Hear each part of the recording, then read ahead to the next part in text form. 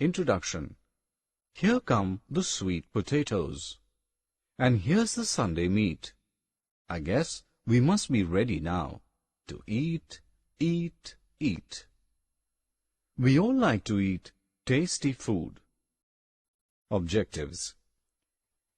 At the end of this lesson, you will be able to define food, tell sources of food, know about the protective food, differentiate between vegetarian food and non-vegetarian food.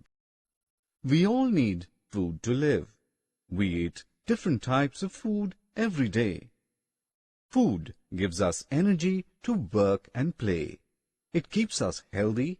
It helps us to grow strong. We get food from plants and animals. Friends, plants give us fruits and vegetables. They are good for us. Animals give us meat, eggs, and milk. Hey friends, food protects us from various diseases. The food that protects us from falling ill is called protective food. We should eat lots of spinach, cabbage, beans, and fruits. There are two types of food.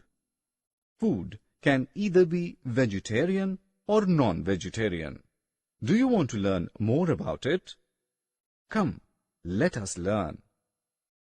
Fruits, vegetables, milk, and all milk products are vegetarian. Generally, we get vegetarian food from plants. Your favorite cheese and ice cream is a vegetarian food. Eggs, chicken, meat, and fish are non-vegetarian food. We get non-vegetarian food from animals. Summary. Let us have a quick look on what we have learnt. Food gives us energy and helps us to grow. We get food from plants and animals. Protective food protects us from diseases. Fruits, vegetables, milk, and all milk products are vegetarian food.